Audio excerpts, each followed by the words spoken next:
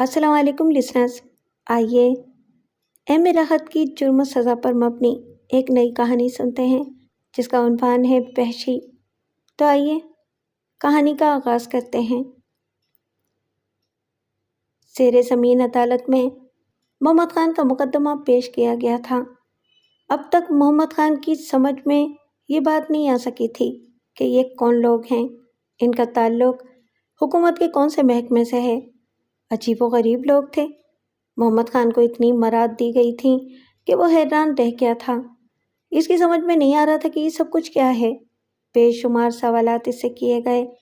محمد خان نے ان کے جوابات دیے تھے، لیکن کوئی واضح مفہوم اس کی سمجھ میں آ نہیں سکا تھا۔ اس کی زندگی پوری طرح ان کی نگاہوں میں عریاں ہو گئی تھی۔ ویسے محمد خان نے ان کے سامنے کسی سلسلے میں بھی جھوٹ نہیں بولا تھا۔ ایسے لوگوں سے جھوٹ بولنے کو خود اپنا دل ہی گوارا نہیں کرتا۔ سب سے زیادہ حیرت کی بات یہ تھی کہ آخر اسے کن وجوہ کے تحت پھانسی کے پھندے سے اتار لیا گیا ہے، اور وہ بھی اس وقت جبکہ اس کی پھانسی کو چند لمحات رہ گئے تھے۔ کوئی بات محمد خان کی سمجھ میں آ نہیں رہی تھی۔ بہرحال اسے عدالت میں پیش کیا گیا، اور ان لوگوں کا انداز ایسا بھی نہیں تھا کہ محمد خان کو مجرم گردانتے ہوں۔ سب کے سب اس کے ساتھ بڑے اچھے انداز میں پیش آ رہے تھے۔ کوئی سختی نہیں تھی اور نہ ہی کوئی ایسی کیفیت جس سے محمد خان اپنی سبکی محسوس کرتا۔ عدالت باقاعدہ لگی ہوئی تھی، اور جج کی کرسی پر جو شخص بیٹھا ہوا تھا وہ ایک دبلا پتلا لیکن چہرے سے ذہین انسان معلوم ہوتا تھا۔ اس کی آنکھیں بے حد تیز تھیں۔ اس کے نزدیک دوسرے لوگ بھی بیٹھے ہوئے تھے، وکیل وغیرہ بھی تھے جو باقاعدہ وکیلوں کے لباس میں تھے، اور جج کے سامنے ایک فائل رکھا ہوا تھا۔ تب ایک وکیل نے جج کے سامنے کھڑے ہو کر تفصیلات بتاتے ہوئے کہا، جناب والا، یہ وہ شخص ہے جو صرف اپنی شرافت کا شکار ہوا۔ یہ اور اس کا باپ ایک شریفانہ زندگی بسر کر رہے تھے، لیکن ایک ظالم انسان نے اس کے خلاف کارروائیاں شروع کیں، اور پہلے اسے ذہنی اور جسمانی اذیتیں پہنچائی گئیں، اور اس کے خاندان کو نیست و نابود کر دیا گیا۔ جناب والا، کسی جھنجھلائے ہوئے شخص نے اگر انتقام لینے کی کمر باندھ لی اور ان لوگوں کو فنا کر دیا جنہوں نے ابتدا کی تھی، تو میرے خیال میں یہ جرم نہیں ہے، اور جس عمل کو ہم جرم تسلیم نہ کریں اس کے لیے بھی سزا کا کیا سوال پیدا ہوتا ہے۔ چنانچہ میں محمد خان کی صفائی کے لیے جو تفصیلات پیش کر رہا ہوں وہ نہ صرف یہ کہ محمد خان کے بیان پر مبنی ہیں، بلکہ ان کے بارے میں اس کے علاقے میں جا کر مکمل تحقیقات کی گئی ہیں، اور اس کے بیانات کو 100% درست پایا گیا ہے۔ ان حالات کی روشنی میں جناب والا، میں خواہش مند ہوں کہ محمد خان کے مستقبل کے بارے میں بہتر فیصلہ کیا جائے۔ وکیل خاموش ہو گیا۔ محمد خان تعجب سے اس شخص کو دیکھ رہا تھا جس نے اس کی شخصیت کو بے نقاب کرتے ہوئے اسے بالکل معصوم انسان قرار دیا تھا۔ جج تھوڑی دیر تک اس فائل کی برگردانی کرتا رہا جو اس کے سامنے موجود تھا، اور پھر اس نے بھاری لہجے میں کہا، محمد خان کے بارے میں جو تفصیلات موصول ہوئی ہیں ان کے مطابق یہ بے قصور ہے، اور ہمارے قانون نے اس کے لیے پھانسی کی سزا غلط تجویز کی تھی۔ فوری طور پر اسے پھانسی سے بچا لیا گیا، اور اب اسے اس کے حقوق واپس دلانے کے لیے جدوجہد کی ضرورت ہے۔ میں فیصلہ دیتا ہوں کہ زمیندار کو بھرپور سزا دی جائے، اسے اس کی زمینوں سے محروم کر دیا جائے، اور محمد خان کو اس کا حق دلوایا جائے۔ عدالت میں تالیاں گونج اٹھیں۔ تب محمد خان نے بھرائے ہوئے لہجے میں کہا، جناب والا، اگر میرے ساتھ یہ احسان ہو رہا ہے تو میری ایک درخواست اور بھی ہے۔ وہ کیا محمد خان؟ سوال کیا گیا۔ جناب والا، مجھے اپنی زمینوں سے زیادہ اپنی بہن عزیز ہے۔ میری بہن ایک طویل عرصے سے مجھ سے جدا ہے، اور میں نہیں جانتا کہ وہ کس حال میں ہوگی۔ جناب والا، میری درخواست ہے کہ اگر میرے ساتھ انصاف کیا گیا ہے اور مجھ بے گناہ کو پھانسی سے بچایا گیا ہے تو پھر میری عزت بھی مجھے واپس دلوائی جائے۔ میری زمینیں اگر مجھے نہ مل سکیں تو خدا کی قسم مجھے ان کا کوئی دکھ نہیں ہوگا، لیکن جناب والا، میری بہن تلاش کر کے میرے حوالے کی جائے۔ محمد خان، تمہاری بہن کو تلاش کر کے یقیناً تمہارے حوالے کر دیا جائے گا۔ بات اب ہمارے فرائض میں ہے کہ ہم اسے تلاش کریں۔ میں بے حد شکر گزار ہوں، محمد خان نے جواب دیا، اور پھر محمد خان کا کیس ختم ہو گیا۔ محمد خان کو واپس لایا گیا اور اسی جگہ پہنچا دیا گیا جو اس کی آرام گاہ کے طور پر استعمال ہوتی تھی۔ وہ نہیں جانتا تھا کہ عدالت میں دوسری کیا کیا کارروائیاں ہوئی ہوں گی۔ بہر صورت وہ اس بات کا معترف تھا کہ اس کے ساتھ انصاف ہوا ہے، لیکن یہ عدالت اس کی سمجھ میں نہیں آئی تھی۔ یتیم خانے کی عمارت کے نیچے ایک پوری زمین دوز عمارت بھی پھیلی ہوئی تھی، جس میں لات تعداد کمرے تھے۔ ایک بڑے ہال میں ایک گول میز پڑی ہوئی تھی اور اس میز کے درمیان بہت سی کرسیاں۔ اس وقت میز کے ایک سرے پر فضل خان بیٹھا ہوا تھا اور دوسرے سرے پر شیر خان۔ شیر خان کے چہرے پر اطمینان اور سکون تھا۔ دو آدمی اس کے نزدیک ہی کھڑے ہوئے تھے اور شیر خان کے سامنے ایک فائل رکھا ہوا تھا۔ ٹھیک ہے، تم لوگ واپس جاؤ، اگر مزید کسی تفصیل کی ضرورت ہوئی تو تمہیں طلب کر لیا جائے گا، شیر خان نے کھڑے ہوئے لوگوں سے کہا، اور وہ دونوں ادب سے سلام کر کے واپس چلے گئے۔ شیر خان بغور فائل کو دیکھ رہا تھا۔ تھوڑی دیر تک وہ اس فائل پر نگاہیں جمائے رہا اور پھر فضل خان کی طرف متوجہ ہو گیا۔ میرے خیال میں ہمارے محکمے نے زمیندار کے بارے میں مکمل تفصیلات مہیا کر لی ہیں۔ اس کے 4 بیٹے ہیں اور یہ چاروں اس وقت بستی میں موجود ہیں، اور ان میں سربراہ چراغ دین ہیں۔ باقی تینوں لڑکے اوباش فطرت ہیں اور چراغ دین سے اپنا اپنا حصہ وصول کر چکے ہیں، لیکن چراغ دین بذات خود بھی بے حد چالاک آدمی ہے اور اس نے ان تینوں کو تھوڑی تھوڑی جائیداد اور دولت سے ٹرکا دیا ہے۔ ہونا تو یہ چاہیے تھا کہ ان تینوں کو بھی چراغ دین کی طرح کلاش کر دیا جاتا، لیکن اس پورے سلسلے میں چراغ دین کا کردار سب سے اہم ہے اور باقی تینوں بیٹوں نے اس سلسلے میں کوئی کوشش نہیں کی۔ گویا سزا کا حقدار صرف چراغ دین ہے۔ تو میرے عزیز دوستو، فضل خان، اگر ہم صرف چراغ دین ہی کو سزا دے دیں تو محمد خان کا مقصد تو پورا ہو جاتا ہے۔ ٹھیک ہے شیر خان، مگر محمد خان کو ملے گا کیا؟ یہ ساری زمینیں جو اس کے باپ کی ملکیت تھیں، اس کے علاوہ مزید زمینیں، یہ مکان اور چراغ دین کا سارا اثاثہ۔ چراغ دین غیر شادی شدہ ہے، جبکہ اس کے تینوں بھائیوں نے شادیاں کر لی ہیں۔ وہ عیاش فطرت ہے اور دن رات رقص و مے نوشی میں گھرا ہوا رہتا ہے۔ میرا خیال ہے کہ اگر ہم صرف اسی کی گردن ناپ لیں تو سارے کام مکمل ہو جاتے ہیں۔ ہاں، اگر کبھی اس کے تینوں بھائیوں نے سر اٹھانے کی کوشش کی تو پھر انہیں بھی دیکھ لیا جائے گا۔ یہ تو ٹھیک ہے شیر خان، لیکن محمد خان کے لیے کرو گے کیا؟ کیا مطلب؟ شیر خان نے تعجب سے فضل خان کو دیکھا۔ میرے بھائی، محمد خان کو تو پھانسی ہو چکی ہے، اگر یہ اپنی شکل میں وہاں تک جائے گا تو پھر کیا اسے پہچانا نہیں جا سکتا؟ ٹھیک ہے، پھر اس کی ریکارڈ میں ساری تفصیلات موجود ہیں، لیکن اس کے باوجود محمد خان پریشانی کا شکار ہو جائے گا، فضل خان نے کہا۔ نہیں فضل خان، تمہارے خیال میں شیر خان ایسے ہی کچے کام کرتا ہے؟ محمد خان اپنی اصلی حیثیت میں وہاں نہیں جائے گا، ہم اسے مکمل طور پر تبدیل کر دیں گے۔ مثلاً اس کی لمبی سی داڑھی ہوگی اور اس کا نام محمد خان کے بجائے دین محمد کیسا رہے گا؟ بڑا ہی اچھا نام ہے۔ رہی اس کی بہن، تو بہر صورت ہمارے کئی محکمے اسے تلاش کر رہے ہیں اور مجھے امید ہے کہ وہ کامیاب ہو جائیں گے، تو بعد میں اسے محمد خان کے پاس پہنچا دیں گے، شیر خان نے جواب دیا۔ ٹھیک ہے شیر خان، جیسا تم پسند کرو، فضل خان کو کیا اعتراض ہو سکتا ہے؟ نہیں فضل خان، اگر کوئی اور تجویز تمہارے ذہن میں ہو تو مجھے بتاؤ۔ بھائی، تیرے معاملے میں تو اپنا ذہنی کام نہیں کرتا اور اپنی کچھ سمجھ میں نہیں آتا کہ یہ سارے لوگ تیری باتیں کیسے مان لیتے ہیں اور کیوں مان لیتے ہیں، فضل خان نے گردن ہلاتے ہوئے کہا۔ شیر خان ہنسنے لگا۔ بس فضل خان، تماشا دیکھتے رہو، جہاں کہیں محسوس کرو کہ مجھ سے غلطی ہو رہی ہے اور تمہیں مداخلت کی ضرورت ہے تو ضرور مداخلت کرنا، میں تمہاری بات بڑی خوشی سے سنوں گا۔ ضرور ضرور، فضل خان نے مسکراتے ہوئے کہا۔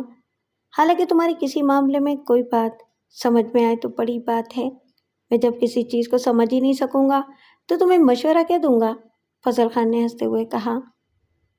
حالانکہ نہ سمجھنے والی تو کوئی بات ہی نہیں ہے۔ فضل خان: کون سی بات تمہاری سمجھ میں نہیں آتی؟ کیا تم اس پورے نظام سے ناواقف ہو؟ ایسے ہی لگتا ہے میرے دوست شیر خان۔ فضل خان تو ایک سیدھا سادہ آدمی تھا، غصہ آ گیا تو مار پیٹ کر اپنے دشمن کو ٹھیک کر لیا، دل کی بھڑاس نکال لی، دولت کی ضرورت ہو تو کہیں سے بھی حاصل کر لی، اور جب باہر سے دل بھر گیا تو جیل چلا گیا، اور یہ سب کچھ اپنی سمجھ میں نہیں آتا۔ یہ سب کچھ تیرا پھیلایا ہوا ہے شیر خان، اور تیرے بارے میں تو میں آج تک فیصلہ ہی نہیں کر پایا کہ تو زمین کا رہنے والا بھی ہے یا نہیں۔ فضل خان نے گردن ہلاتے ہوئے کہا، اور شیر خان ہنستا رہا، پھر بولا، حالانکہ اس میں نہ سمجھنے والی کوئی بات نہیں ہے فضل خان، میں کہہ چکا ہوں کہ میں حالات کے ہاتھوں مجبور ہو کر مجرم بنا، لیکن کبھی میں نے اپنی اس مجرمانہ زندگی کو پسند نہیں کیا۔ میری خواہش تھی فضل خان کہ میرے علاوہ اس دنیا میں اور کوئی مجرم نہ ہو، جرائم کے راستوں سے ہٹ کر اچھے راستوں کی طرف سب آئیں۔ میں تو بگڑ ہی چکا ہوں، دوسرے نہ بگڑ جائیں، اور اسی جذبے کو لے کر میں نے میدان عمل میں قدم رکھا، اور اسی جذبے کے ساتھ میں کام کر رہا ہوں۔ چاہتا ہوں فضل خان کہ وہ لوگ جو جرائم کی زندگی کی جانب دوڑ رہے ہیں اور جن کو حالات نے خود کو سنبھالنے کا موقع نہیں دیا، میرے ذریعے صحیح راستے پر آ جائیں، ان کی مجبوریاں ختم ہو جائیں، اور وہ ایک مناسب زندگی حاصل کر لیں، وہ زندگی جو ایک اچھے شہری کی زندگی کہلاتی ہے۔ اب محمد خان ہی کو لے لو، حالات نے اسے پھانسی کے پھندے تک پہنچا دیا، لیکن تم خود بتاؤ فضل خان، کیا اس کا جرم ایسا تھا کہ اسے پھانسی دی جاتی؟ اس سے پہلے جو لوگ جرم کر چکے ہیں انہیں پھانسی کیوں نہیں دی گئی؟ صرف اس لیے نہ کہ محمد خان کی آواز محدود تھی، وہ میری ہی مانند تھا، میری ہی طرح تھا۔ شیر خان کے چہرے پر ایک ہلکی سی تمتماہٹ پیدا ہو گئی، اور فضل خان بغور اسے دیکھتا رہا۔ چند لمحے خاموشی سے گزر گئے۔ فضل خان گہری نگاہوں سے شیر خان کو دیکھ رہا تھا، پھر جب دونوں کی نگاہیں ملی تو شیر خان مسکرا دیا، لیکن فضل خان کے چہرے پر سنجیدگی ہی رہی۔ ایک بات ضرور کہوں گا شیر خان، تو بڑا گہرا آدمی ہے۔ کیوں فضل خان؟ کیوں کہہ رہے ہو یہ بات؟ اس لیے کہ جب پہلی بار تو میرے سامنے آیا تو ایک بھیگے ہوئے چوہے کی طرح تھا، معصوم اور نازک سا۔ پھر جب تو نے میری انگلیوں میں پنجہ ڈال کر مجھے شکست دی تو میں حیران رہ گیا، لیکن اس کے باوجود میں یہ نہیں سمجھتا تھا کہ تو اندر سے ایسا عجیب و غریب آدمی نکلے گا۔ دیکھتے ہی دیکھتے تو نے فضل خان کو نکارا کر دیا، اور اب فضل خان سینہ تان کر یہ بھی نہیں کہہ سکتا کہ وہ فضل خان ہے، وہ فضل خان کہ جس کے نام سے اچھے لوگ کانپتے تھے، آج صرف تو ہی تو ہے۔ مجھے اس پر بھی کوئی اعتراض نہیں ہے شیر خان، لیکن ویسے ایک افسوس ضرور ہے، اور وہ یہ کہ میں تجھ سے ناواقف ہوں کہ تو اندر سے کیا ہے، اور یہ فضل خان کی بدقسمتی نہیں تو اور کیا ہے کہ وہ اپنے دوست کی پچھلی زندگی کے بارے میں کچھ بھی نہیں جانتا۔ ابھی تو نے ذکر کرتے ہوئے یہ بات کہی تھی کہ تجھے مجرمانہ زندگی پسند نہیں تھی، کسی خاص وجہ سے تو اس زندگی میں آیا۔ کیا مجھے اتنا بھی حق نہیں ہے کہ میں تجھ سے تیرے بارے میں معلوم کر سکوں؟ فضل خان بھاری لہجے میں بولا، اور شیر خان کے انداز میں بھی سنجیدگی آ گئی۔ چند ساتھ وہ گردن جھکائے سوچتا رہا، پھر اس نے فضل خان کی طرف دیکھا تو اس کی آنکھیں گہری سرخ ہو رہی تھیں۔ دوستو فضل خان، تو ان چنگاریوں کو دبا رہنے دو، زخموں کو کریدنا دوستوں کا شیوا نہیں ہوتا۔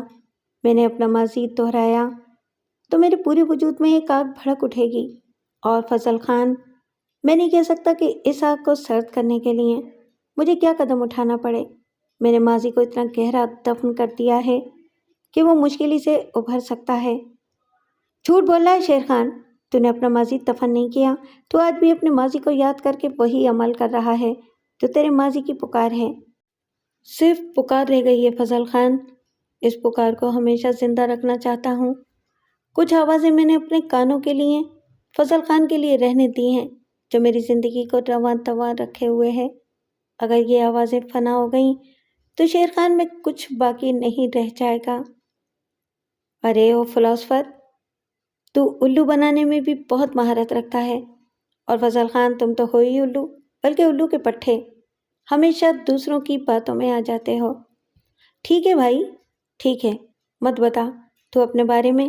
اور فضل خان وعدہ کرتا ہے کہ آئندہ تجھ سے کبھی کچھ نہیں پوچھے گا۔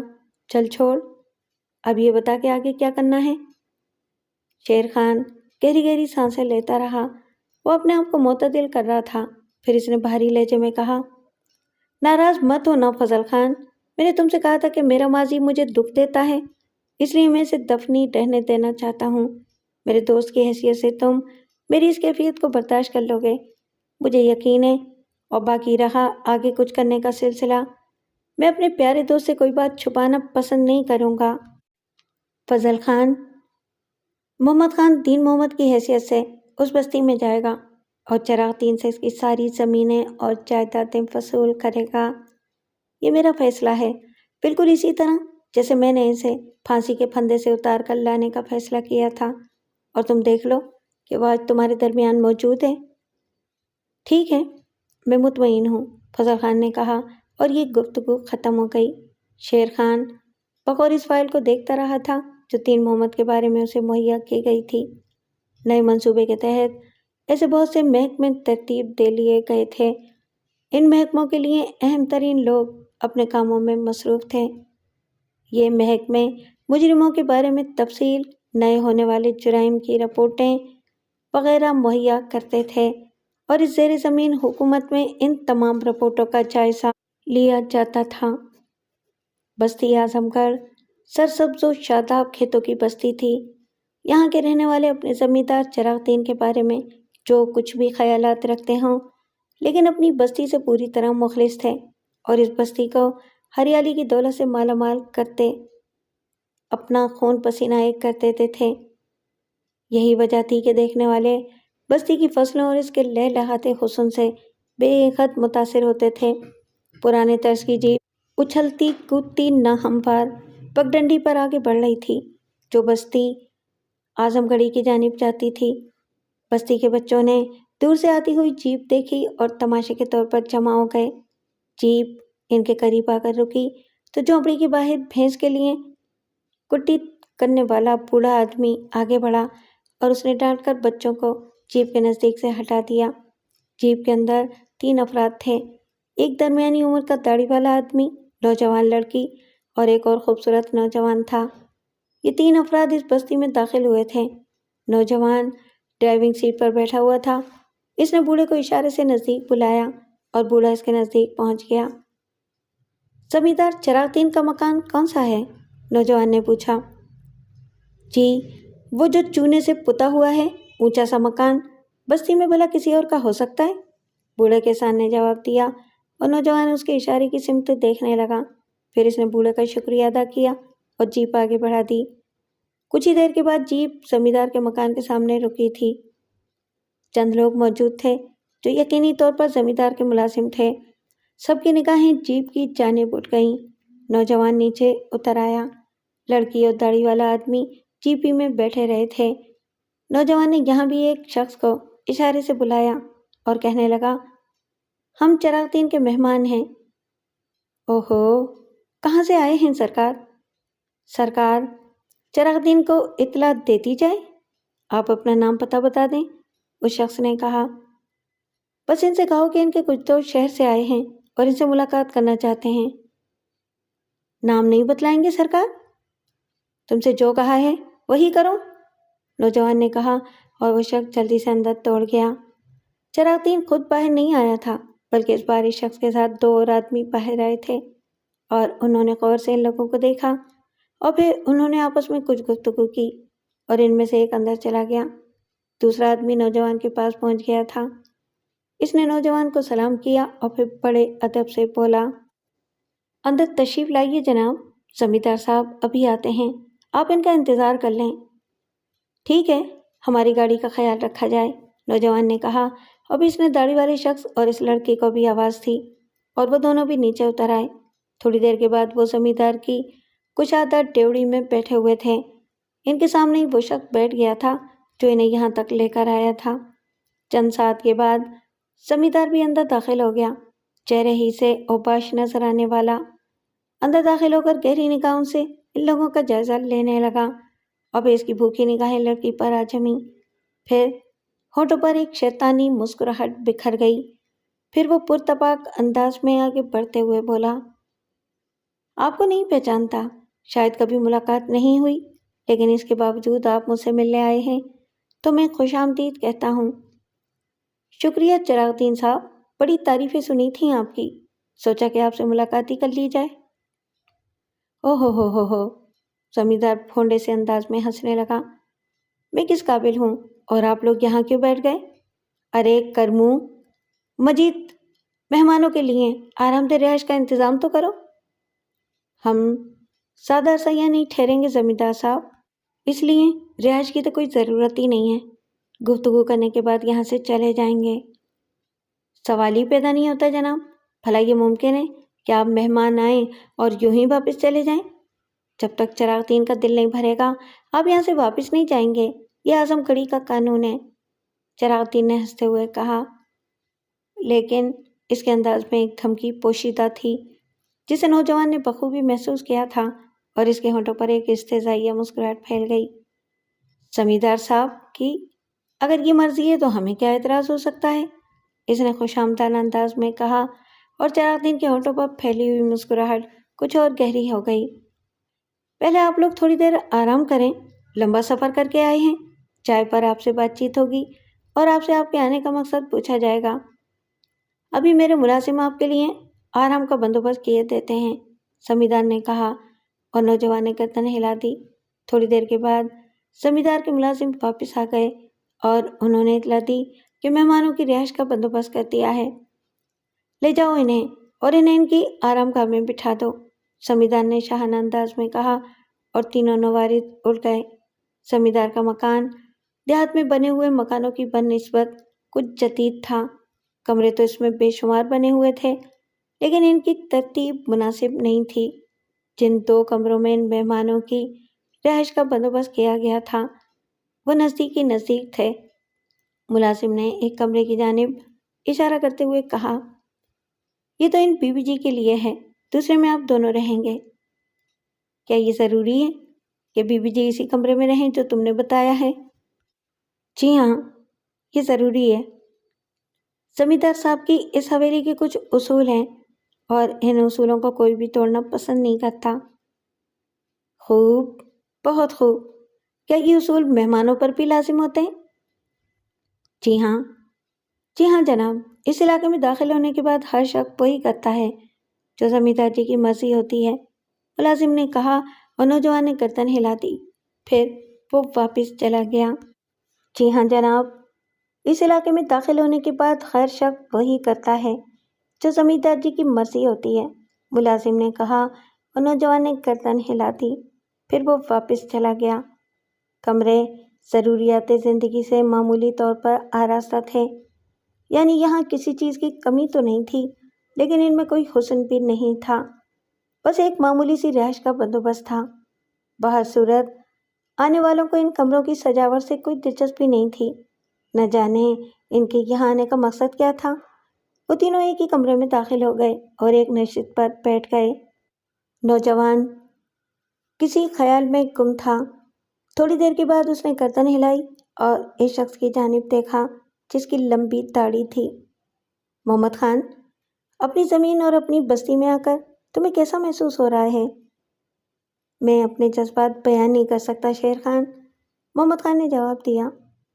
میں جانتا ہوں، میں محسوس کرتا ہوں، بلا شبہ یہاں آ کر تمہاری ذہنی کیفیت اچھی نہیں ہوگی۔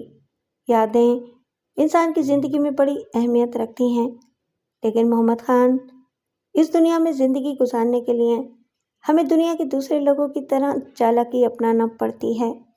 اگر ہم سادگی سے زندگی گزارنا پسند کریں تو دوسرے ہماری اس پسند کا خیال نہیں رکھتے۔ میں نے تمہیں جو ہدایات دی ہیں ان سے سرے منہ انحراف نہ ہو، اسی میں ہماری کامیابی پوشیدہ ہے۔ میں انتہائی کوشش کروں گا شیر خان، اور تم اطمینان رکھو، میں تمہاری دی ہوئی ہدایات پر پوری طرح عمل کروں گا، لیکن کچھ باتیں میری سمجھ میں نہیں آئیں۔ وہ کیا محمد خان؟ شیر خان نے پوچھا۔ تم زمیندار چراغ الدین سے مل لیے؟ میرا خیال ہے کہ اس کی شخصیت، اس کی ذہنیت کے بارے میں اندازہ لگانا زیادہ مشکل کام نہیں ہے۔ تو ایسی حالت میں تم قانونی پہلوؤں کو مد نظر رکھتے ہوئے اسے کس طرح مجبور کرو گے کہ وہ میری زمینیں مجھے واپس دے دے؟ کیسی باتیں کر رہے ہو محمد خان؟ کیا تم یہاں صرف اپنی زمینیں لینے آئے ہو؟ شیر خان نے آنکھیں نکال کر کسی قدر غصیلے انداز میں کہا، اور محمد خان ہنسنے لگ گیا۔ مجھے تو ان کی امید بھی نہیں ہے شیر خان۔ تم ایک مخلص انسان ہو اور میں جانتا ہوں کہ تم پورے خلوص سے یہ کوشش کرو گے کہ میرا مستقبل سنبھل جائے، لیکن زمیندار کو کس طرح مجبور کرو گے، یہ بات کسی طور پر بھی میری سمجھ میں نہیں آئی۔ بات میرے خلوص کی نہیں ہے محمد خان، بلکہ عدالت کے اس فیصلے کی ہے جو ہمارے حق میں دیا گیا ہے، اور جس فیصلے کے تحت میں یہاں آیا ہوں۔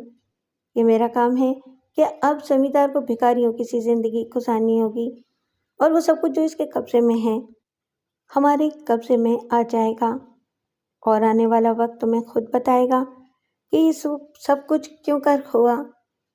شیر خان نے جواب دیا، مجھے بڑی حیرت ہو رہی ہے شیر خان، بہرحال تم کہہ رہے ہو تو اس لیے میں خاموش ہوا جاتا ہوں۔ ہاں، لیکن اس لڑکی کو یہاں کیوں لائے ہو؟ مجھے سخت تیش آ رہا تھا چراغ دین کی نگاہوں کو دیکھ کر۔ اور تم کیا سمجھتے ہو شیر خان؟ چراغ دین نے جو ہماری پذیرائی کی ہے اور ہمیں معزز مہمان کی حیثیت دی ہے، تو اس کی بنیاد کیا ہے؟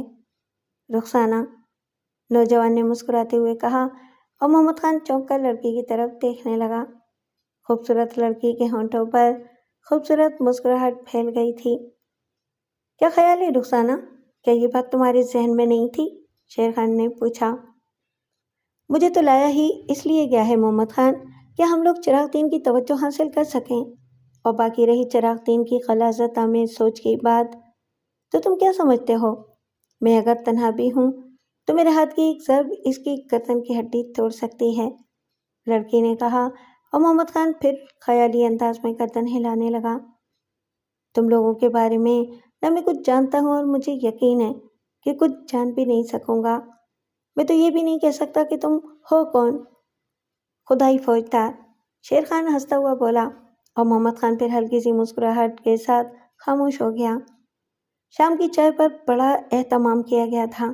چائے کا اہتمام اسی حویلی کے ایک بڑے کمرے میں کیا گیا تھا، جہاں چراغ دین نے اپنی دانست میں بہترین فرنیچر لگایا تھا۔ ایک بیضوی میز پر برتن سجے ہوئے تھے۔ ملازم انہیں بلانے کے لیے آئے اور وہ تینوں اس کمرے میں پہنچ گئے۔ چراغ دین وہی موجود تھا۔ اس نے کھڑے ہو کر ان کا استقبال کیا۔ کڑے ہوئے کرتے اور سفید لاچے میں چراغ دین کی شخصیت نمایاں ہو گئی تھی۔ بڑی بڑی مونچھوں کی چھاؤں میں پھیلی ہوئی مسکراہٹ بڑی مکروہ تھی، اور اس کی آنکھوں میں حوث کے چراغ روشن تھے۔ مخاطب وہ ان لوگوں سے ہوا، لیکن اس کی نگاہیں رخسانہ پر جمی ہوئی تھیں۔ آئیے آئیے، آپ لوگوں کی آمد میرے لیے عزت کا باعث ہے، اور آپ لوگ یقین کریں کہ میں نے یہ وقت بڑی مشکل سے گزارا ہے۔ میں سوچ رہا تھا کہ آپ لوگ کون ہیں، اور چراغ دین کے اس جھونپڑے کو آپ نے کیوں رونق بخشی ہے؟ بہرحال چائے پیجیے، اور چائے کے دوران ہی ہماری آپ سے اس سلسلے میں گفتگو بھی ہو جائے گی۔ ہاں ہاں زمیندار صاحب، ہم بھی تو یہی چاہتے ہیں کہ اپنا یہاں آنے کا مقصد بیان کر دیں، شیر خان نے کہا، اور پھر وہ کرسیاں گھسیٹ کر بیٹھ گئے۔ پہلے تو آپ لوگ اپنا تعارف کرائیے، زمیندار بولا۔ ان کا نام رخسانہ ہے، نوجوان شیر خان نے شرارت آمیز مسکراہٹ کے ساتھ کہا، اور زمیندار جلدی سے کھڑا ہو گیا۔ اس نے رخسانہ کی طرف ہاتھ بڑھایا۔ ماڈرن بننے کی کوشش کر رہا تھا بدبخت، لیکن رخسانہ نے صرف سر کی جنبش سے اسے سلام کیا، اور زمیندار جھیپے ہوئے انداز میں بیٹھ گیا۔ ہو، اس نے وہی مکروہ آواز نکالی، اور پھر شاید اس گدھ نے ان دونوں سے تعارف کی ضرورت بھی محسوس نہیں کی تھی۔ وہ انہیں چائے کی جانب متوجہ کرنے لگا۔ رخسانہ کے سلسلے میں وہ جس بھونڈے پن کا مظاہرہ کر رہا تھا، اس سے رخسانہ کو سخت نفرت محسوس ہو رہی تھی، لیکن شیر خان کے ہونٹوں پر مسکراہٹ تھی۔ میرا خیال ہے آپ ہم سے ہماری آمد کے سلسلے میں گفتگو کرنے والے تھے زمیندار صاحب؟ ہیں؟ ہاں، میں تو بھول ہی گیا تھا۔ دراصل آپ لوگ نہ جانے کیوں ایسے لگ رہے ہیں جیسے میرے قریبی دوست ہوں، قریبی مہمان ہوں یا قریبی عزیز ہوں۔ ارے تو یہ باتیں تو ذہن سے نکل ہی جانی چاہیے۔ کیوں مس رخسانہ؟ سمیتا نے لڑکی کی جانب دیکھ کر کہا۔ بے شک میں تو آپ کو خوابوں میں دیکھا کرتی تھی، رخسانہ نے کہا اور سمیتا کے ہاتھ سے چمچہ چھوٹ گیا۔ کیا مطلب؟ اس نے بوکھلائی ہوئی نگاہوں سے پہلے محمد خان اور پھر شیر خان کی جانب دیکھا۔ ہاں زمیندار صاحب، یہ دونوں میرے ملازم ہیں اور میرے ہی ایما پر مجھے یہاں تک لائے ہیں۔ کیا آپ یقین کریں گے کہ آپ میرے خوابوں کے شہزادے ہیں؟ ارے نہیں، زمیندار بدستور بوکھلایا ہوا تھا۔ وہ گہری نگاہوں سے رخسانہ کو دیکھ رہا تھا، لیکن رخسانہ کے انداز سے یہ احساس نہیں ہوتا تھا کہ وہ کوئی مذاق یا طنز کر رہی ہے۔ زمیندار گہری سانسیں لینے لگا۔ یہ کیسے ممکن ہے مس رخسانہ؟ میں نے تو آپ کو پہلے کہیں نہیں دیکھا۔ میں اسے اپنی بدقسمتی کے علاوہ اور کیا کہہ سکتی ہوں؟ رخسانہ ایک ٹھنڈی سانس لے کر بولی۔ ارے مگر ان دونوں کے سامنے آپ ایسی باتیں کر رہی ہیں، مجھے تو بڑی شرم آ رہی ہے، زمیندار گدھے پن سے بولا۔ میں آپ سے کہہ چکی ہوں چراغ دین کہ یہ میرے ملازم ہیں، مجال ہے کہ میرے کسی معاملے میں مداخلت کر سکیں۔ میں اپنے طور پر مطلق العنان ہوں، والدین مر چکے ہیں اور میں اتنی بڑی جائیداد کو تنہائی سنبھالے ہوئے ہوں۔ مگر آپ ہیں کون اور کہاں رہتی ہیں؟ شہر میں رہتی ہوں، نہ جانے میری تقدیر نے مجھے یہ غم کیوں دے دیا۔ طویل عرصے تک تو میں تمہاری تلاش میں بھٹکتی رہی، نہ جانے کس طرح مجھے معلوم ہوا کہ تمہارا نام چراغ دین ہے اور تم یہاں رہتے ہو۔ تعجب کی بات ہے، عقل تسلیم نہیں کرتی۔ زمیندار کھانا پینا بھول گیا تھا۔ شیر خان اور محمد خان بمشکل تمام اپنی ہنسی ضبط کیے ہوئے تھے، لیکن رخسانہ بڑی کامیابی سے اپنا رول ادا کر رہی تھی۔ کافی دیر تک وہ خاموش رہی اور پھر چراغ دین کی آواز ابھری۔ تو آپ صرف میرے لیے یہاں آئی ہیں؟ ہاں چراغ دین، ابھی تمہاری مرضی ہے کہ تم چاہو تو مجھے ٹھکرا دو۔ ارے نہیں چراغ دین، بیوقوف تھوڑی ہے، تمہیں ٹھکرانے کا کیا سوال؟ اور وہ جو کہتے ہیں کہ محبت یک طرفہ نہیں ہوتی، میں نے جب تمہیں دیکھا تو مجھے کیوں محسوس ہوا جیسے پہلے کبھی تمہیں کہیں دیکھ چکا ہوں۔ واقعی؟ رخسانہ خوش ہو کر بولی۔ مگر اپنی عقل کام نہیں کرتی، آؤ یہاں سے اٹھیں، میں اپنے کمرے میں چل کر تم سے گفتگو کروں گا۔ چلو۔ رخسانہ فوراً تیار ہو گئی اور چراغ دین ان دونوں کو نظر انداز کر کے باہر نکل گیا۔ محمد خان شیر خان کی شکل دیکھ رہا تھا اور شیر خان محمد خان کی، پھر دونوں ہی ہنس پڑے۔ تب محمد خان گہری سانس لے کر بولا، میرے فرشتوں کو بھی علم نہیں تھا کہ یہاں اس قسم کا کوئی ڈرامہ شروع ہو جائے گا۔ گدھوں کو مزید گدھا بنانا پڑتا ہے محمد خان۔ تم دیکھنا چراغ دین کس طرح چاروں خانے چت ہوتا ہے۔ مگر میرے دوست، تم اس کی درندگی سے واقف نہیں ہو، کہیں ایسا نہ ہو کہ رخسانہ کسی حادثے کا شکار ہو جائے، محمد خان نے تشویشناک لہجے میں کہا۔ محمد خان، رخسانہ نے تمہیں ایک بات کہی تھی، اس نے کہا تھا کہ اس کے ہاتھ کی ایک ضرب چراغ دین کی زندگی کا چراغ بجھا سکتی ہے، اور یہ اس نے غلط نہیں کہا تھا۔ وہ مارشل آرٹ سے واقف ہے اور چراغ دین جیسے لوگوں کے لیے بہت کافی ہے۔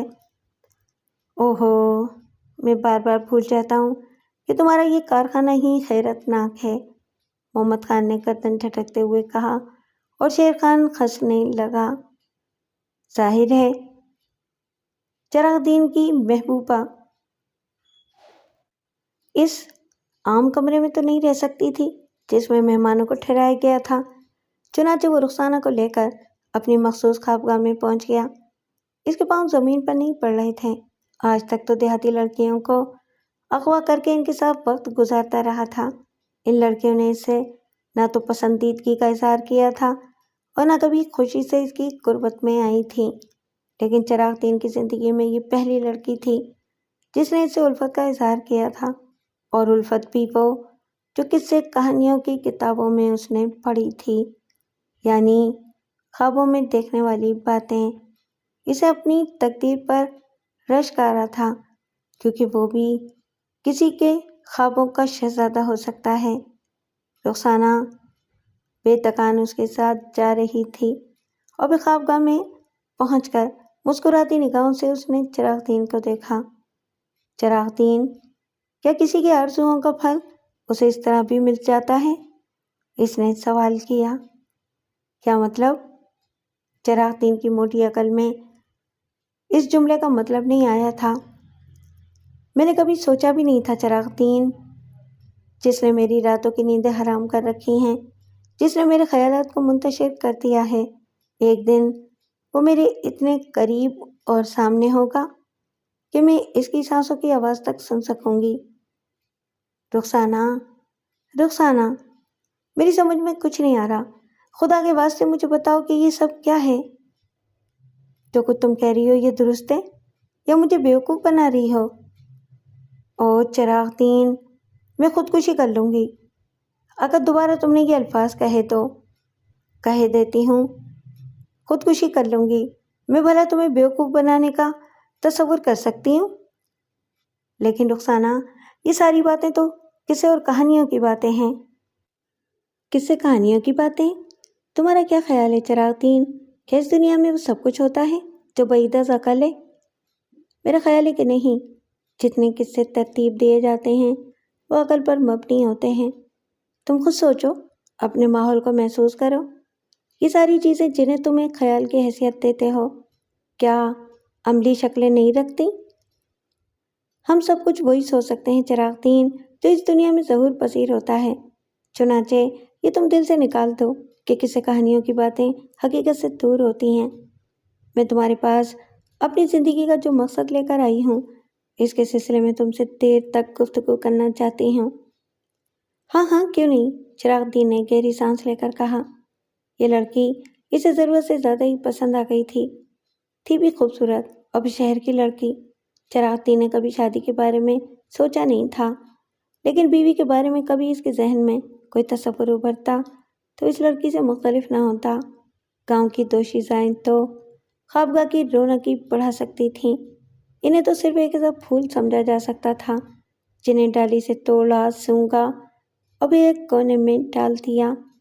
لیکن جو عورت چراغ دین کی بسی اور جائیداد اور اس کی زندگی میں شریک ہو، وہ کم از کم عام عورتوں سے تو منفرد ہو، اور رخسانہ میں یہ تمام خوبیاں اسے نظر آ رہی تھیں، چنانچہ وہ الجھ کر رہ گیا تھا۔ ہاں ہاں رخسانہ، تم نے تو چند ہی منٹوں میں چراغ دین کو اپنا غلام بنا کر رکھ دیا ہے۔ نہیں چراغ دین، غلام تو میں تمہاری ہوں، میں تو تم سے اپنی قسمت کا فیصلہ سننے آئی ہوں۔ کیا فیصلہ؟ کچھ تو کہو رخسانہ۔ چراغ دین نے رومانی بننے کی کوشش کی۔ میں تم سے شادی کرنے کی خواہش مند ہوں چراغ دین، اگر تمہیں میری بات منظور ہو تو بتاؤ۔ شام کو میرے آدمی سے گفتگو کر لینا اور اس کے بعد جس طرح سے بھی پروگرام ترتیب پائے۔ اوہ، اتنی جلدی یہ سب کچھ ہو جائے گا؟ میں نے سوچا بھی نہیں تھا رخسانہ۔ مجھے کیا اعتراض ہو سکتا ہے؟ چراغ دین نے کہا، اور رخسانہ خوشی سے دیوانی ہو گئی، لیکن چراغ دین کی پیش دستی کے جواب نے اسے روک دیا تھا۔ نہیں چراغ دین، عزت نفس بھی کوئی چیز ہوتی ہے۔ ہم لوگ اب اتنے قریب نہیں آئیں گے کہ بعد میں اس غربت کی لذت کو بھلا بیٹھیں۔ تم شہر کی رہنے والی ہو رخسانہ، جیسے کہتی ہو وہی ٹھیک ہے۔ چراغ دین خوشی سے پھولا نہیں سما رہا تھا۔ شام کو کھانے کے بعد حویلی کے ایک بڑے کمرے میں چراغ دین نے رخسانہ کے ساتھیوں کو بھی مدعو کر لیا۔ رخسانہ تو پہلے سے ہی اس کے پاس موجود تھی۔ چراغ دین اس وقت ضرورت سے زیادہ نکھرا ہوا نظر آ رہا تھا۔ اس کی آنکھوں میں کاجل کے ڈورے تھے، ہونٹوں پر پان کی لالی جمی ہوئی تھی۔ لباس بھی اس نے شاید سب سے خوبصورتی نکال کر پہنا تھا اور بانکا چھبیلا بن کر ان کے درمیان میں آپ بیٹھا تھا۔ اس کے چہرے پر لجائی سی مسکراہٹ تھی، جیسے کسی دولہے کے چہرے پر ہوتی ہے۔ اس نے رخسانہ کی جانب دیکھا اور پھونڈے انداز میں بولا، بات شروع کرو رخسانہ۔ ہاں ہاں، کیوں نہیں۔ میرے خیال میں میرے ساتھی شیر خان اس سلسلے میں ابتدا کریں گے۔ رخسانہ نے شیر خان کی جانب دیکھ کر کہا اور شیر خان سنبھل کر بیٹھ گیا۔ دراصل ہم اس رقم کا حساب کتاب کرنے آئے ہیں چراغ دین، جو تم نے میرے دوست محمد خان سے لی تھی۔ یہ رقم اتنی بڑھ چکی ہے چراغ دین کہ اب تمہاری ساری جائیداد اور دولت اس کی ادائیگی کے لیے ناکافی ہے۔ چنانچہ میں چاہتا ہوں کہ تم اپنا سب کچھ میرے دوست محمد خان کو دے دو، شیر خان نے کہا، اور چراغ دین احمقانہ انداز میں اس کی شکل دیکھنے لگا۔ کیا مطلب؟ کیا مطلب؟ کون محمد خان؟ کیسی جائیداد؟ رخسانہ، یہ تمہارا ساتھی کیا کہہ رہا ہے؟ چراغ دین نے تعجب خیز انداز میں رخسانہ کی جانب دیکھ کر کہا۔ جو کچھ کہہ رہا ہے درست کہہ رہا ہے چراغ دین، تم کیا سمجھتے تھے؟ رخسانہ مسکرا کر بولی۔ مگر وہ شادی کی بات؟ چراغ دین منہ پھاڑ کر بولا۔ کیسی شادی؟ رخسانہ نے بھی اسی انداز میں منہ پھاڑ دیا تھا اور چراغ دین احمقوں کی طرح ان تینوں کی شکلیں دیکھنے لگا۔ تو تم مجھ سے شادی نہیں کرو گی؟ شیر خان؟ رخسانہ نے ہنس کر شیر خان کی طرف دیکھا۔ پاگل معلوم ہوتا ہے، کام کی بات کرو اور یہاں سے چلو، ہم کس پاگل خانے میں آپ پھنسے ہیں؟ تم لوگ حد سے زیادہ بڑھ رہے ہو، کیا تم لوگ چراغ دین سے واقف نہیں ہو؟ کھال کھچوا لوں گا اس بستی میں تمہاری، یہ میری بستی ہے، لیکن اب تو مولوی عبدالقدوس کی ہے۔ کون مولوی عبدالقدوس؟ یہ جو تمہارے سامنے بیٹھے ہیں، نوجوان نے داڑھی والے شخص کی طرف اشارہ کرتے ہوئے کہا۔ ویسے تم سب پاگل ہو کیا؟ اور تو نے مجھ سے دھوکہ کیا ہے لڑکی، میں تجھے ٹھیک کر دوں گا، کیا تو اب میرے چنگل سے نکل سکتی ہے؟ چراغ دین نے تھاڑ کر کہا اور کھڑا ہو گیا۔ بیٹے چراغ دین، اچانک نوجوان نے پیار بھرے انداز میں پکارا اور چراغ دین نے خونخوار انداز میں پلٹ کر اسے دیکھا، لیکن پھر ساکت ہو گیا۔ اس کی نگاہیں نوجوان کے چہرے پر جمی رہ گئی تھیں۔ چراغ دین، میری جان، نوجوان نے اسی انداز میں پکارا، ادھر آؤ بیٹے، اور چراغ دین اس کے نزدیک پہنچ گیا۔ اچھے انسان کسی کی کہی ہوئی بات مان لیتے ہیں، کیوں؟ ہاں مان لیتے ہیں، تو تم بھی مان لو بیٹے، مانو گے؟ ضرور مانوں گا، تو پھر ان کاغذات پر دستخط کر دو۔ نوجوان نے ایک فائل کھول کر اس کے سامنے رکھ دیا۔ جہاں جہاں نشانات لگے ہوئے ہیں وہاں دستخط کر دو۔ نوجوان نے قلم کھول کر اس کے سامنے کر دیا۔ چراغ دین نے نہایت خاموشی سے دستخط کر دیے اور پھر گردن جھکا کر کھڑا ہو گیا۔ بیٹے چراغ دین، جو کچھ تم سے کہا گیا ہے تم وہی کرو گے، اس سے سرے منہ انحراف نہیں کرو گے۔ اور سے سنو میں کیا کہہ رہا ہوں۔ نوجوان اسے ایک تقریر رٹانے لگا۔ محمد خان تعجب سے اسے دیکھ رہا تھا۔ چراغ دین کی تو کایا ہی پلٹ گئی تھی اور پھر چراغ دین باہر نکل گیا۔ یہ کیا ہوا؟ محمد خان نے بھرائی ہوئی آواز میں کہا۔ میں نے کہا تھا نا محمد خان، وہ سب کچھ ہوگا جو میں چاہوں گا۔ اب چراغ دین کی ساری جائیداد تمہاری یعنی عبدالقدوس کی ہے۔ میری عقل کام ہی نہیں کر رہی ہے محمد خان، پاگلوں کے سے انداز میں گردن چھٹکنے لگا۔ محمد خان، عقل کے راستے کا استعمال کا وقت آگے آئے گا، کہ اس بیچاری کو تکلیف دے رہے ہو، فی الحال اسی طرح چلنے دو۔ آؤ رخسانہ آ جاؤ، محمد خان بیچارے کو باہر کی سیر کرائیں، سنائے کہ دیہات کی آب و ہوا بہت اچھی ہوتی ہے، آ جاؤ، شیر خان نے کہا اور تینوں باہر نکل گئے۔ زمیندار کے مکان کے احاطے میں صبا بیٹھی ہوئی تھی۔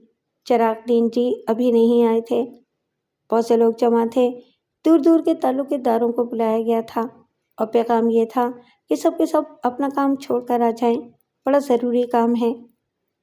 اس وقت سب چے مگویاں کر رہے تھے۔ ایسی کیا بات ہے؟ کوئی خاص بات ہوئی ہے کیا؟ اللہ جانے، یوں لگتا ہے جیسے زمیندار چراغ دین کوئی خاص بات بتانے والے ہوں۔ نہ جانے کیا بات ہے۔ لو، وہ زمیندار جی آ گئے، کسی نے کہا۔ چراغ دین اونچی پگڑی باندھے بڑے کرو فر سے آ رہا تھا، اس کے پیچھے اس کے خادم چل رہے تھے۔ پھر وہ چوپال کے تخت پر آ گیا اور تمام قصبے والوں نے اسے سلام کیا۔ وعلیکم السلام۔ بیٹھو بھائیو، جانتے ہو آج میں نے تمہیں کیوں بلایا ہے؟ ضرور کوئی خاص بات ہوگی زمیندار صاحب، ہم سب تو بہت پریشان ہو گئے ہیں۔ بہت سے لوگوں نے کہا۔ ہاں، خاصی بات ہے بھائیوں، ایسی خاص بات کہ تم سن کر حیران رہ جاؤ گے۔ آج میں نے تمہیں حیران کرنے کے لیے یہاں بلایا ہے، چراغ دین نے ہنس کر کہا، اور لوگوں کو حیرت ہوئی۔ آج تو چراغ دین بڑا خوش اخلاق ہو رہا تھا، حالانکہ اس سے پہلے تو وہ ان لوگوں سے سیدھے منہ بات بھی نہ کرتا تھا۔ بہر صورت کسی نے کچھ نہ کہا۔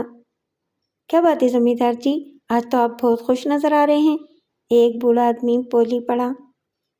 ہاں بھائیوں، بعض اوقات ذمہ داریوں کا بوجھ انسان کو کچھ سے کچھ بنا دیتا ہے۔ میں جیسا بھی تھا، تم لوگوں کے ساتھ میں نے خاصا وقت گزارا ہے، اور میں نہیں جانتا کہ میرے بارے میں تم لوگوں کی کیا رائے ہے۔ میں اپنے آپ کو اچھا نہیں کہوں گا بھائیوں، اس کی وجہ یہ ہے کہ اچھا ہوتا تو آج مجھے یہ دن دیکھنا نہ پڑتے۔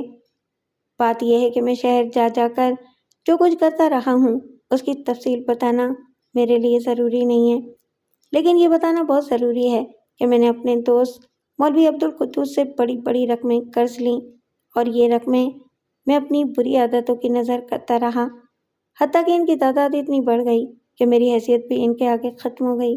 مولوی عبدالقدوس بیچارہ شریف آدمی ہے، بلا شبہ وہ ایک سرمایہ دار ہے، لیکن اس میں سرمایہ داروں کی کوئی بات نہیں۔ اس نے کبھی مجھ سے کوئی تقاضا نہ کیا، اور پھر بھی میری غیرت نے یہ گوارا نہیں کیا کہ میں اس کی اتنی بڑی دولت دبائے بیٹھا رہوں۔ چنانچہ میں نے اسے بلا لیا، ہمارے اور اس کے درمیان حساب ہوا، اور مجھے اندازہ ہوا کہ میں اپنی حویلی، زمینیں، شان و شوکت سب کچھ کھو چکا ہوں، اور اس کے باوجود مولوی عبدالقدوس کا قرض دار ہوں۔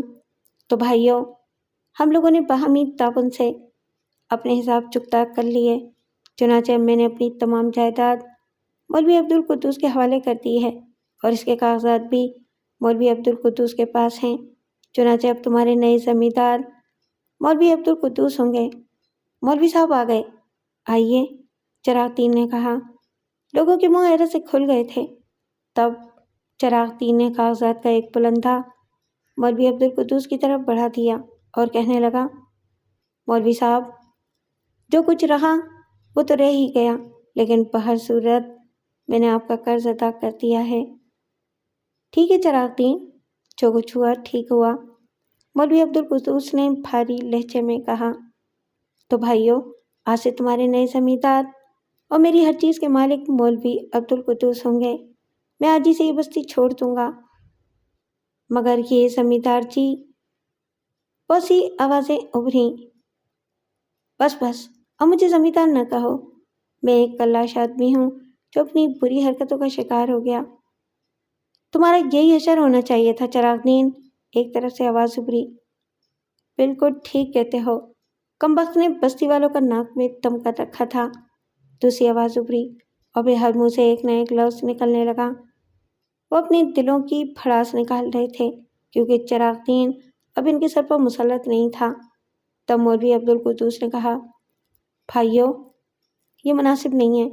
چراغ دین نے تمہارے ساتھ برا کیا تھا، خدا نے اس کے ساتھ برا کر دکھایا، وہ جا رہا ہے، اب اسے معاف کر دو۔ ارے لعنت ہے اس پر، اس کمبخت کو معافی دی جا سکتی ہے؟ ہم کہتے ہیں کہ اگر ہمارا بس چلے تو ہم اس کا پورا بدن نوچ کر پھینک دیں، ٹکڑے ٹکڑے کرتے ہم اس کے، لاش کا بھی پتہ نہ چلنے دیں۔ خیر خیر، اب تم اپنے اس انتقام کے جذبے کو ختم کر دو۔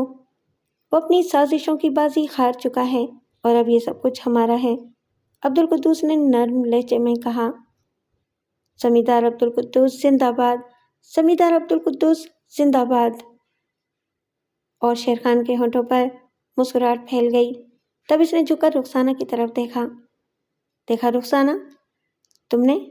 وقت کس طرح کروٹ بدلتا ہے، اور وقت کے پجاری کس طرح آنکھیں بدل لیتے ہیں۔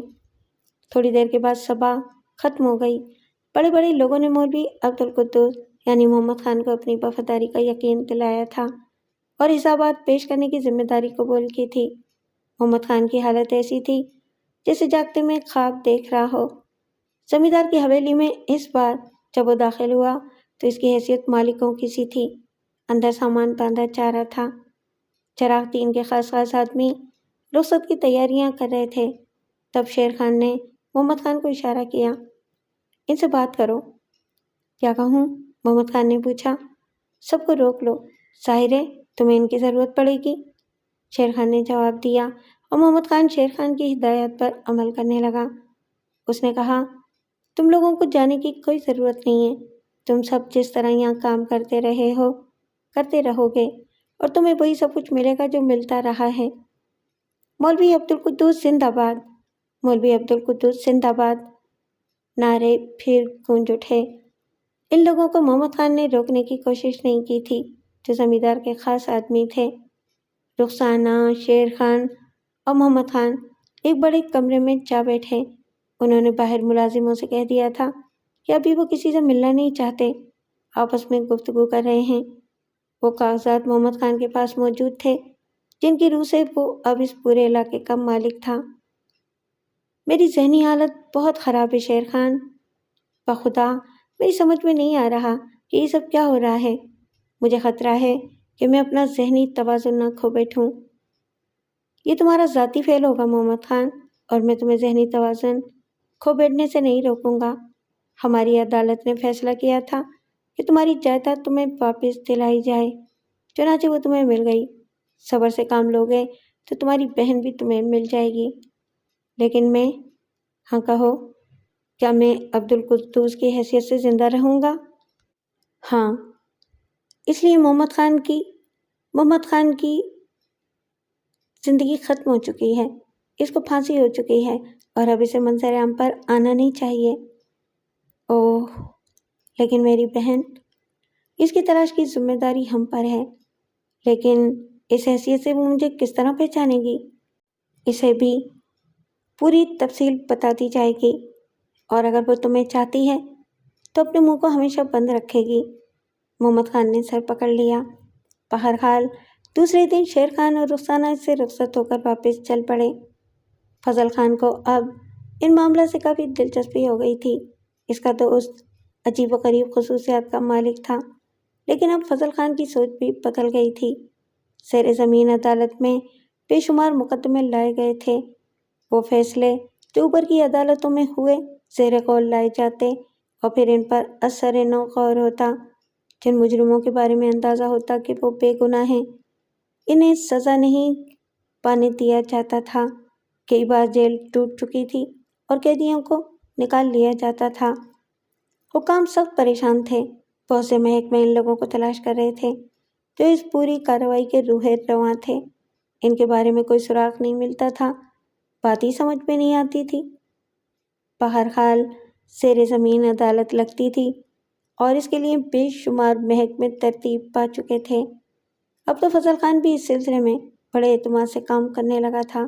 تب ایک دن شیر خان نے فضل خان سے کہا، کیا خیال ہے فضل خان، موجودہ وقت کے بارے میں کیا کہتے ہو؟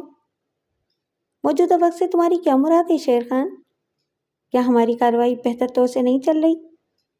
او ایک گلفام، تو نے تو شہر کی کایا ہی پلٹ دی ہے۔ فضل خان کو تو نے کیا سے کیا بنا دیا؟ اب تو تم خود بھی اس عدالت کو چلا سکتے ہو۔ کیا مطلب ہے تیرا شیر خان؟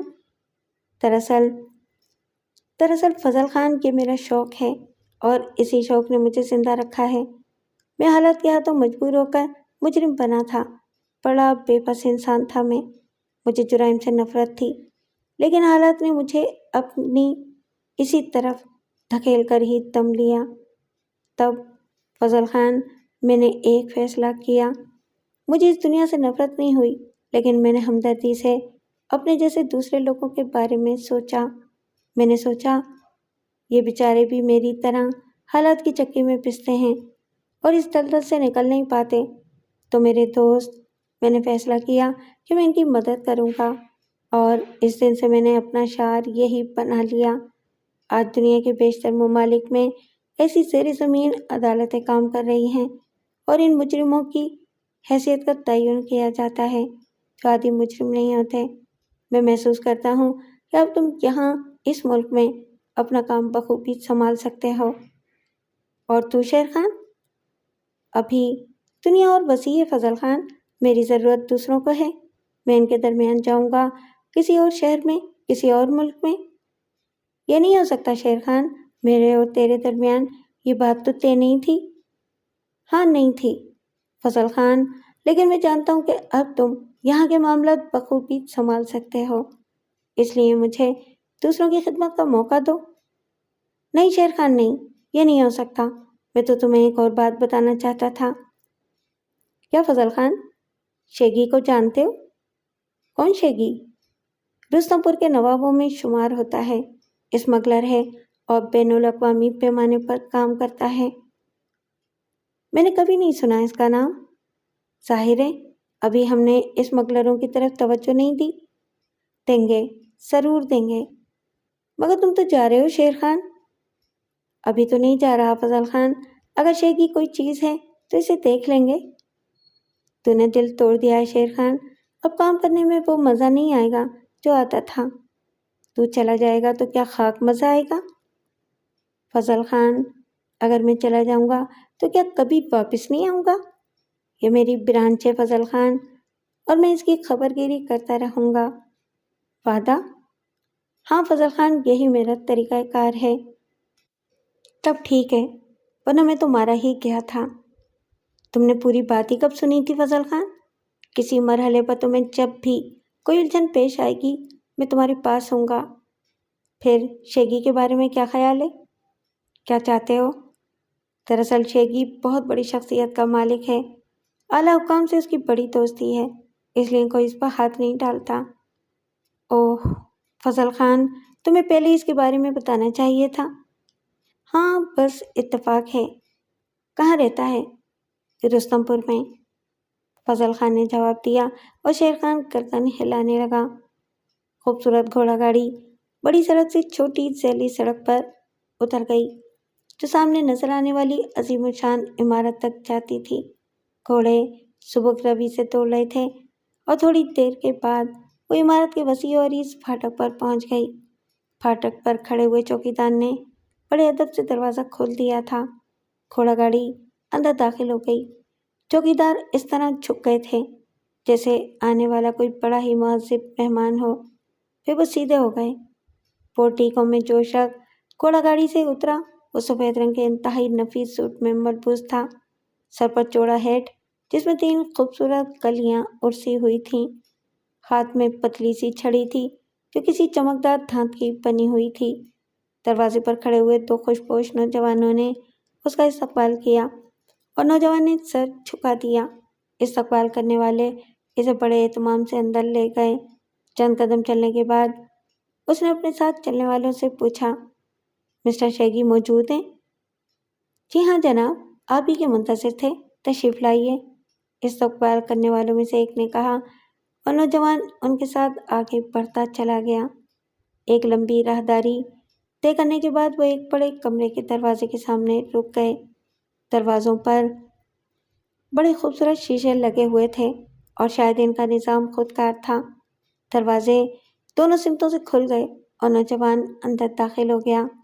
اندر انتہائی نفیس قالین کے اوپر نہایت خوبصورت صوفے بچھے ہوئے تھے اور ان صوفوں میں سے ایک صوفے پر ایک شخص بیٹھا ہوا تھا۔ اس کے ہونٹوں میں سگار دبا ہوا تھا اور اس کی آنکھیں دروازے ہی کی سمت میں لگی ہوئی تھیں۔ آنے والے کو دیکھ کر ایک لمحے کے لیے اس کے چہرے پر تغیر کے آثار نمودار ہوئے اور پھر اس نے سگار ہونٹوں سے نکال لیا۔ ہیلو، نوجوان نے مسکرا کر گردن خم کرتے ہوئے کہا۔ ہیلو، شیگی نے بھاری آواز میں کہا، لیکن اس کے چہرے پر کوئی استقبال یا مسکراہٹ نمودار نہیں ہوئی تھی۔ اس نے نوجوان کے قریب کھڑے ہوئے دونوں آدمیوں کو دیکھا اور پھر اشارے سے اسے اپنے نزدیک بلا لیا۔ دونوں افراد اس کے قریب پہنچ گئے تھے۔ یہ کون ہے؟ شیگی نے پوچھا اور ان دونوں کی آنکھیں تعجب سے پھیل گئیں۔ آپ کے مہمان جناب۔ کیا بکواس ہے؟ شیگی آواز دبا کر بولا۔ کیا مطلب؟ وہ دونوں متحیرانہ انداز میں شیگی کی صورت دیکھنے لگے۔ یہ وہ نہیں ہے، شیگی خطرائے ہوئے لہجے میں بولا اور شاید اس کے یہ الفاظ نوجوان نے سن لیے تھے۔ ہاں میں وہ نہیں ہوں، لیکن جو کچھ ہوں میرا خیال ہے کہ آپ کو مجھ سے مل کر خوشی ہی ہوگی مسٹر شیگی، وہ آگے بڑھ کر بولا اور شیگی سخت نگاہوں سے اسے دیکھنے لگا۔ آپ جو کوئی بھی ہیں مسٹر، لیکن جس انداز میں یہاں آئے ہیں میرے خیال میں وہ مناسب تو نہیں ہے۔ میں آیا نہیں مسٹر شیگی، لایا گیا ہوں۔ کیا مطلب؟ وہ لوگ جنہوں نے ریلوے اسٹیشن پر میرا استقبال کیا تھا مجھے خود ہی اپنے ساتھ گاڑی میں لائے اور پھر یہاں تک لے آئے۔ اوہ، وہ غلط فہمی کا شکار ہو گئے تھے۔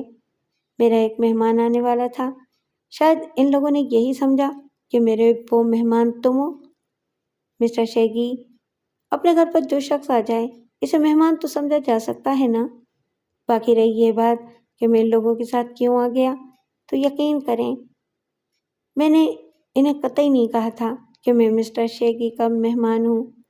اب یہ بیچارے مجھے لے ہی آئے تو مجبوری تھی۔ بہرحال مجھے آپ سے مل کر بہت خوشی ہوئی ہے، نوجوان نے کہا۔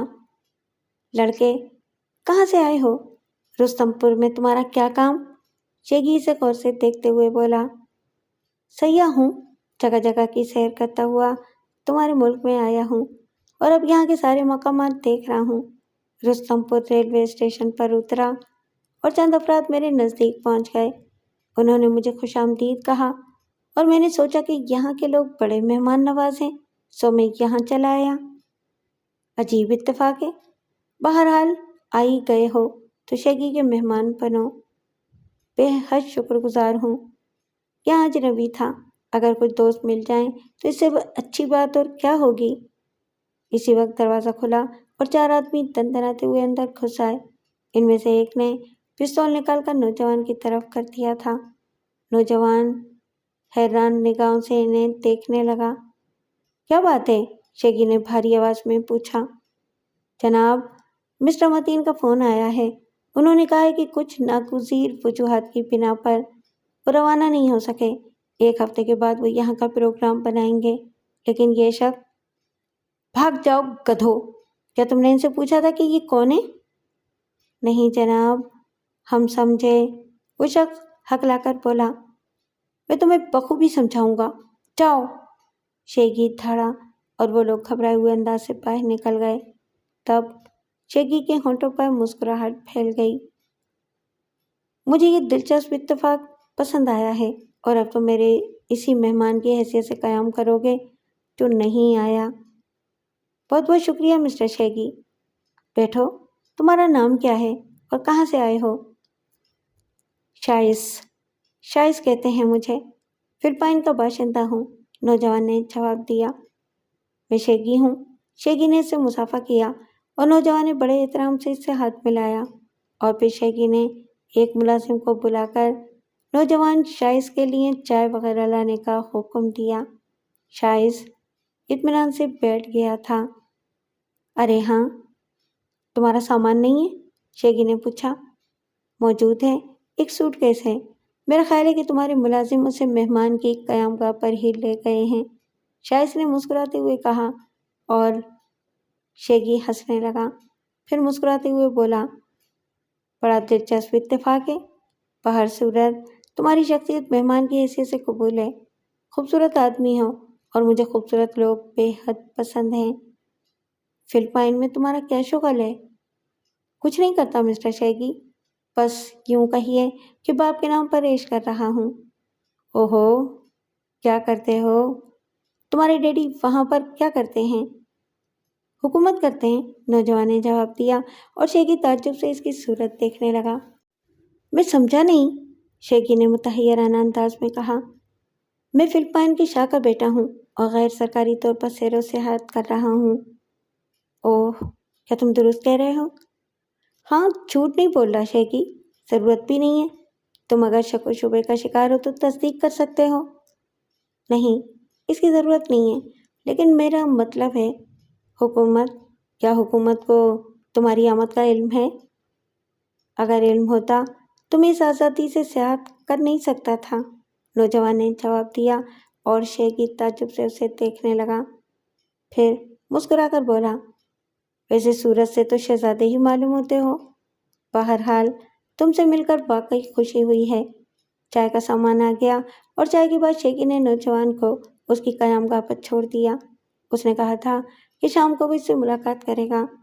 رات کے کھانے کے بعد نوجوان آرام کرنے چلا گیا۔ شیگی نے اس سے بہت سی باتیں کی تھیں۔ اس وقت رات کے تقریباً 3 بجے تھے جب نوجوان اپنے کمرے سے نکل آیا۔ اس نے دن ہی میں شیگی کی آرام گاہ دیکھ لی تھی۔ خوابگاہ کا دروازہ اندر سے بند تھا اور شیشوں میں سے شیگی نظر آ رہا تھا۔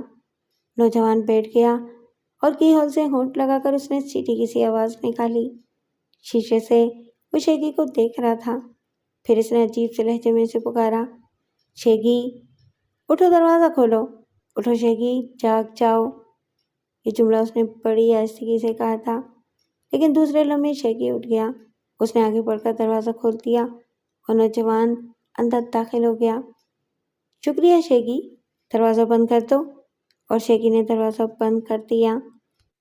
آؤ بیٹھو، باتیں کریں گے، نوجوان نے کہا اور شیگی مشینی انداز میں مڑ گیا۔ اس کی آنکھیں کھلی ہوئی تھیں لیکن ان آنکھوں میں رونق نہیں تھی۔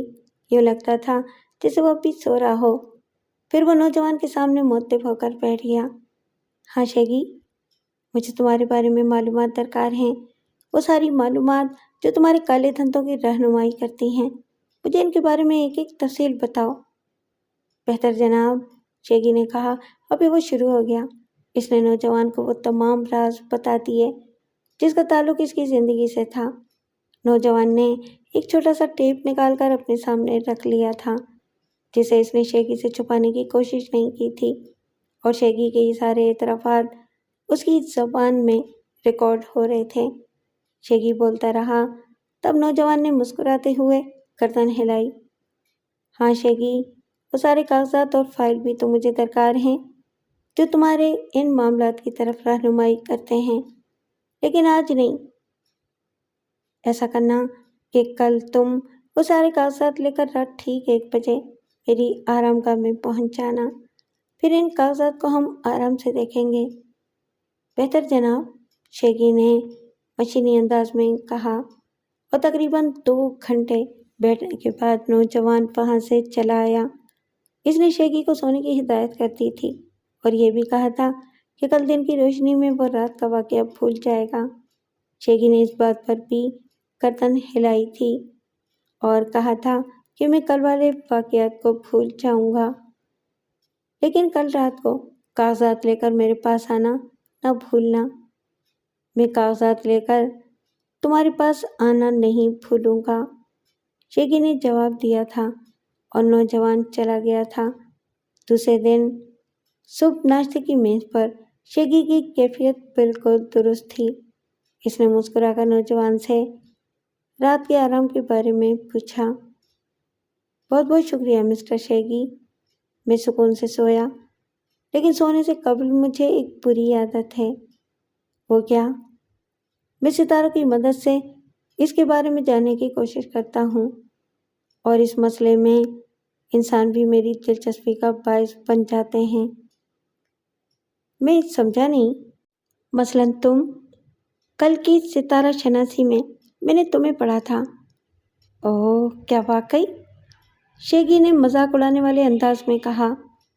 ہاں شیگی، اور تمہارے بارے میں یہ جان کر مجھے سخت حیرت ہوئی۔ کیا جان سکے تم میرے بارے میں؟ یعنی کہ تم اسمگلر ہو، چور بازاری بھی کرتے ہو، ملکی راز بھی فروخت کرتے ہو، تمہارے پاس دولت کے انبار ہیں اور آدھی دنیا میں تمہارا یہ سیاہ کاروبار پھیلا ہوا ہے۔ کیا بکواس ہے، شیگی نے کہا۔ تم ایک دیسی عورت کے بیٹے ہو جسے خود بھی یہ بات نہیں معلوم کہ تمہارا باپ کون ہے۔ ایسی عورت ہے وہ۔ یہ تم میری مہمان نوازی کا صلہ دے رہے ہو؟ شیگی دھاڑا۔ پچھلے سال تم نے لاگوس کی ایک مقتدر شخصیت کو بھی قتل کرایا تھا جس کے عوض تمہیں ایک بڑی رقم ملی ہے۔ میں تمہیں شوٹ کر دوں گا، اور اب تم ایک اور سیاسی قتل پر مدعو کیے گئے ہو۔ تم کون ہو؟ پرنس شاہس، نوجوان نے مسکراتے ہوئے کہا۔ میرے بارے میں یہ سب کچھ کس طرح جانتے ہو؟ ستاروں کی مدد سے، میں نے تمہیں بتایا تو تھا شیگی۔ میں ستارے وتارے نہیں مانتا۔ تمہاری شخصیت پہلے ہی میرے لیے بڑی پراسرار تھی اور اب اور زیادہ ہو گئی ہے۔ تم کیا سمجھتے ہو؟ کیا میں کسی ایسے آدمی کو آزاد چھوڑ سکتا ہوں جو میرے بارے میں سب کچھ جانتا ہو؟ میں نے جو کچھ کہا ہے غلط تو نہیں کہا شیگی؟ ہاں، غلط نہیں کہا، لیکن تمہاری یہ معلومات میرے لیے بے حد خطرناک ہو سکتی ہیں۔ تم جس وقت بھی چاہو میرے لیے کوئی بھی خطرناک قدم اٹھا سکتے ہو۔ ہاں شیگی، تمہارا کہنا درست ہے، لیکن خود میرے بارے میں تمہارا کیا خیال ہے؟ کچھ بھی نہیں، اور نہ ہی میں کچھ سوچنا چاہتا ہوں۔ میں صرف یہ معلوم کرنا پسند کروں گا کہ تمہیں یہ ساری معلومات کہاں سے حاصل ہوئیں۔ عجیب احمقانہ گفتگو کر رہے ہو شیگی، کیا میں تمہیں بتا نہیں چکا؟ جو کچھ مجھے تم نے بتایا اسے میں نے تسلیم نہیں کیا، شیگی نے غراتے ہوئے لہجے میں کہا۔ نہ کرو، اسے کیا فرق پڑتا ہے؟ پرنس شائس نے شانے ہلاتے ہوئے کہا۔ فرق؟ بہت فرق پڑتا ہے پرنس شائس۔ تم اگر فلپائن کے شہزادے بھی ہو تو ظاہر ہے کہ کسی کو یہ بات تو نہیں معلوم کہ تم اس وقت میری کوٹھی میں ہو۔ میں تمہیں یہیں قتل کروں گا اور یہیں دفن کر دوں گا، اور تمہاری کہانی کبھی اس عمارت سے باہر نہیں جائے گی۔ تمہیں صرف تلاش ہی کیا جاتا رہے گا۔ کیا سمجھتے ہو تم شیگی کو؟ اس کے بارے میں اتنا جاننے کے باوجود تم اسے کوئی اہمیت نہیں دیتے؟ ہاں شیگی، اس کی بھی وجہ ہے۔ اچھا، وہ کیا؟ میں ساری دنیا میں خود کو سب سے زیادہ اہمیت دیتا ہوں، اور میرا خیال ہے کہ میں حق پر جانب بھی ہوں۔ مار کھا جاؤ گے دوست، آزمائش شرط ہے، نوجوان نے مسکراتے ہوئے کہا۔ یہ بات ہے؟ شیگی کی مسکراہٹ خوفناک ہو گئی، پھر اس نے زور سے آواز دی، بنگارو! 3 افراد ایک دروازے سے اندر داخل ہو گئے۔ یہ تینوں سیاہ فام تھے اور ان کے جسموں پر لنگوٹ کسے ہوئے تھے۔ ان کے بدن کی فولادی مچھلیاں صاف نظر آ رہی تھیں، جن سے ان کی جسمانی قوت کا اندازہ ہوتا تھا۔ پرنس کو نہایت عزت کے ساتھ مارو، مجھے ان سے ایک بات اگلوانی ہے، اور پرنس، جس وقت آپ ان تینوں سے اکتا جائیں تو اعلان کر دیں کہ آپ اپنی حقیقت بتانے پر آمادہ ہیں۔ یہ رک جائیں گے۔ مجھے یہ بات پسند نہیں شیگی، پرنس نے کہا۔ کیا مطلب؟ تم خود ہی یہ کوشش کرتے تو ٹھیک تھا۔ اوہ، تم میرے قابل نہیں ہو پرنس، اور تم میرے قابل نہیں ہو۔ باقی رہی ان لوگوں کی بات، تو ان کی کیا مجال کہ مجھے ہاتھ بھی لگا سکیں؟ اب یہ بات بھی نہیں ہے پرنس، یہ بڑے وفا شناس ہیں، اور انہیں جو حکم دیا جاتا ہے اس کی بجاوری میں یہ ذرا بھی کوتاہی نہیں کرتے۔ بنگارو، چلو شروع ہو جاؤ۔ پرنس اپنے بارے میں بڑی غلط فہمی کا شکار ہیں۔ بنگارو، کیا یہ ان تینوں کا نام ہے؟ پرنس شائس نے مسکراتے ہوئے کہا، اور وہ تینوں اس کی جانب خوبصورت نگاہوں سے دیکھنے لگے۔ پھر وہ آہستہ آہستہ آگے بڑھے اور پرنس نے وہ دونوں ہاتھ پھیلا دیے۔ پیارے دوستو، بہتر ہے کہ مجھ سے لڑنے کی بجائے تم خود آپس میں لڑو، اور ہاں، کوئی کسر نہ رہ جائے۔ اگر تم میں سے کوئی ایک دوسرے کے ہاتھوں مارا گیا تو میرا خیال ہے کہ مسٹر شیگی بالکل ناراض نہیں ہوں گے۔ چلو شروع ہو جاؤ۔ اور شیگی نے ایک حیرت ناک منظر دیکھا۔ اچانک وہ تینوں آپس میں گتھم گتھا ہو گئے تھے، ایک دوسرے کے سخت دشمن بن گئے تھے۔ حالانکہ وہ تینوں گہرے دوست تھے اور شیگی نے انہیں بڑی محنت سے تربیت دی تھی۔ وہ پوری قوت سے ایک دوسرے سے جنگ کرنے لگے، خون سے لات تھپڑ جو کچھ بھی ہو سکتا تھا چل رہے تھے۔ اور شیگی، وہ تو چند لمحات کے لیے حیرت زدہ رہ گیا تھا۔ اس کی سمجھ میں نہیں آ رہا تھا کہ ان لوگوں نے پرنس کی بات اس طرح کیوں مان لی تھی۔ تب وہ خونخوار انداز میں دھاڑا، او گدھے کے بچوں، میں نے تم سے کہا ہے کہ پرنس کو مارو۔ خاموش ہو جاؤ شیگی، انہیں لڑنے دو، ورنہ یہ بھی ممکن ہے کہ وہ تمہاری ہی تکہ بوٹی کر ڈالیں۔ بکواس مت کرو۔ تم لوگوں نے سنا نہیں؟ میں تمہیں گولی مار دوں گا، شیگی نے کہا اور پستول نکال لیا۔ لیکن یوں لگتا تھا جیسے تینوں سیاہ فاموں پر اس کی دھمکی یا اس کی آواز کا کوئی اثر ہی نہ ہوا ہو۔ وہ ایک دوسرے سے گتھم گتھا ہو رہے تھے، لیکن شیگی ان پر گولی نہیں چلا سکا۔ ان میں سے 2 زمین پر لیٹ گئے تھے اور تیسرا شرابیوں کے سے انداز میں جھول رہا تھا، پھر وہ بھی زمین پر گر پڑا۔ تینوں خون میں لہو لہان تھے۔ کیا خیال ہے شیگی؟ نوجوان نے مسکراتے ہوئے پوچھا، اور شیگی چونک پڑا۔ پھر اس نے پھیکے سے انداز سے کہا، شاید کوئی ہپناٹسٹ ہو تم؟ ممکن ہے، ممکن نہیں، حقیقت ہے۔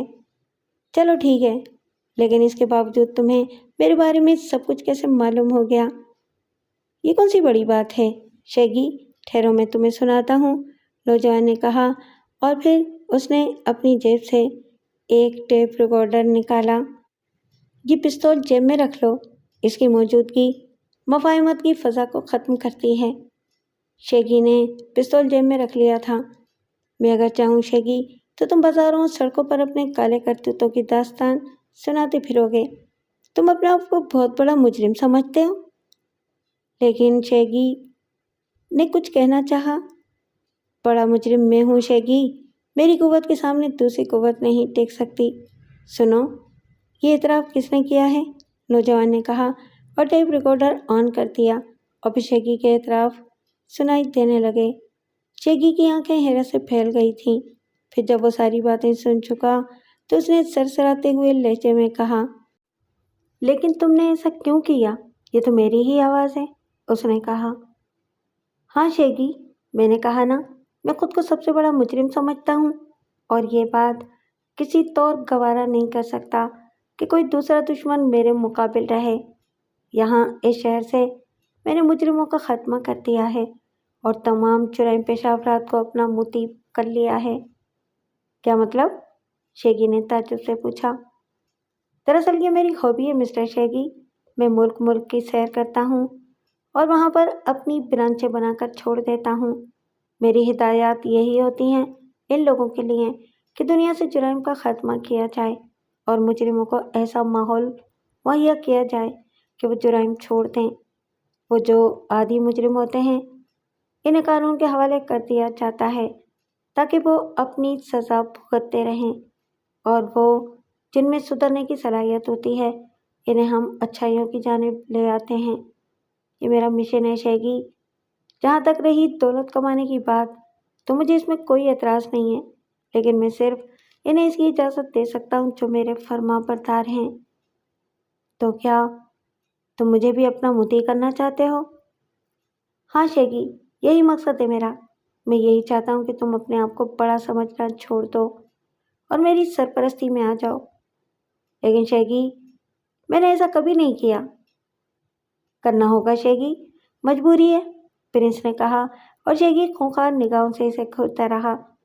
پھر اس نے گہری سانس لے کر کہا، اگر میں تمہاری پناہ میں آنے سے انکار کر دوں تو اس دنیا میں تمہارا کوئی ٹھکانہ نہیں رہے گا۔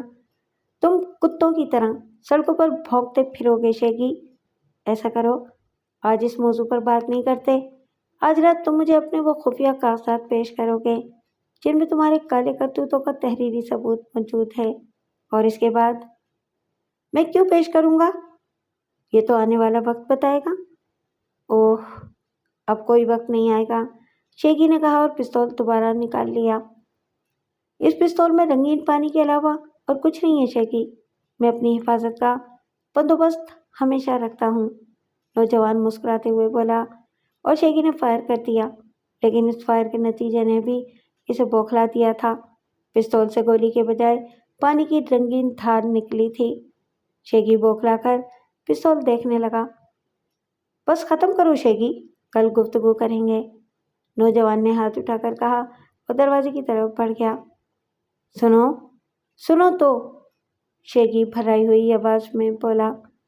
ہاں کہو، میں تم سے تعاون کرنا چاہتا ہوں، بولو مجھ سے کیا چاہتے ہو؟ یہ بھی کل ہی بتاؤں گا شیگی، لیکن کل تک میں پریشان رہوں گا۔ شیگی اب بالکل پست ہو گیا تھا۔ مجبوری ہے شیگی، کل تک تم مزید کوشش کرنا کہ مجھے اپنے راستے سے ہٹا سکو، لیکن کل کے بعد تم یہ خیال ہمیشہ کے لیے ذہن سے نکال دینا۔ اوہ، تم پراسرار قوتوں کے مالک ہو، میں جان چکا ہوں، میں تم سے مقابلہ نہیں کر سکتا۔ کل تک کے لیے خدا حافظ شیگی، کل تک تم مزید کوشش کرنا کہ مجھے اپنے راستے سے ہٹا سکو، لیکن کل کے بعد تم یہ خیال ہمیشہ کے لیے ذہن سے نکال دینا۔ اوہ، تم پراسرار قوتوں کے مالک ہو، میں جان چکا ہوں، میں تم سے مقابلہ نہیں کر سکتا۔ کل تک کے لیے خدا حافظ شیگی۔ نوجوان اس کے کمرے سے نکل آیا اور شیگی بے چارگی سے اسے جاتے دیکھتا رہا۔ پھر ایک گہری سانس لے کر وہ تینوں کی جانب متوجہ ہو گیا جو بے ہوش پڑے ہوئے تھے۔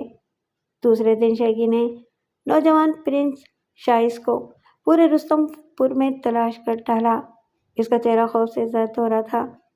نوجوان شائس نے کہا تھا کہ آج رات شیگی اپنے خفیہ کاغذات اس کے حوالے کر دے گا۔ یہ کاغذات در حقیقت شیگی کے لیے زندگی اور موت کا درجہ رکھتے تھے۔ چنانچہ اسی خوف کے تحت وہ پوری رات سویا نہیں تھا، اور پھر صبح اس نے خفیہ تجوری سے اپنے کاغذات نکالنے چاہے تو وہ غائب تھے۔ پرنس کی ہر ممکن تلاش کے بعد مایوس ہو کر وہ واپس اپنی عمارت میں آ گیا تھا، اور اب اس کے اعصاب جواب دے گئے تھے۔ وہ اس قابل بھی نہیں رہ گیا تھا کہ کھڑا ہو سکے۔ پوری رات اسے یاد تھی، لیکن رات کو 3 بجے سے 4 بجے تک کا وقت اس کے ذہن سے محو تھا۔ سخت کوشش کے باوجود اسے یاد نہیں آ سکا کہ اس وقت اس نے کیا کیا تھا، لیکن کاغذات غائب تھے۔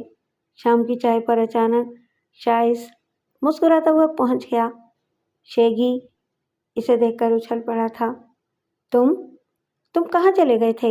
اس نے خوف زدہ لہجے میں سوال کیا۔ او ڈیئر شیگی، کچھ ضروری کام تھے، ان کی انجام دہی کے لیے۔ چائے پلواؤ، سخت تھکن محسوس ہو رہی ہے، وہ اطمینان سے بیٹھتے ہوئے بولا۔ شیگی کا بس نہیں چلتا تھا، ورنہ وہ اس کی بوٹیاں اپنے دانتوں سے نوچ ڈالتا۔